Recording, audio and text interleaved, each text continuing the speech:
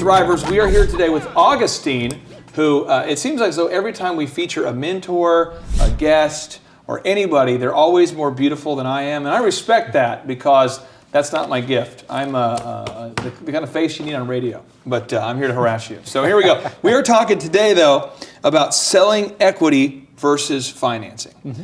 And specifically, you'd written the question here. Yeah. You'd written additional assistance with the pros and cons of selling equity versus financing with bank loans would be helpful. That's not really a question, but I guess I want to make sure I'm clear over here. The impacts and considerations of such decisions upon the current and future equity offerings would help me decide how to finance the business and how I want to have and how much I want to have equity versus how much I want to be leveraged via bank and other loans. So can you kind of explain what your core question is? Should I go out and pursue a certain amount of equity, and if so, how much, versus just trying to go to the bank and get the financing that way, and sort of the timing of both as well. Well, as we've talked in some different episodes, which the Thrivers can watch, and I would encourage them to look up any of the episodes that include you so they can see all this stuff here. But if you have a pro forma or a projection, if you have this together where you know that you believe that your business, if it does this number of sales, so you say, what is the number of sales to equal break even? And then we say the number of sales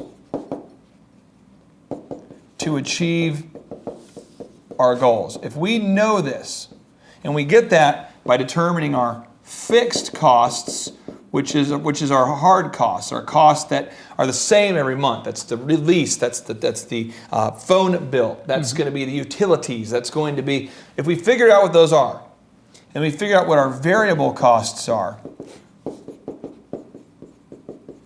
then what happens is now we can start to march and figure the answer out to your question. But step one, we have to get that pro forma nailed down. So I'm working off the assumption that we know what the pro forma is. But once we have the pro forma, then you go in and you have to ask yourself, what is the number of customers needed to break even? Now, I'm going to help you on this. Okay. If the number of customers needed to break even is like 1 million, so let's say the number of customers needed was 1 million to break even. So you're going to buy like an NBA team. Okay. You're going to start a huge tech company.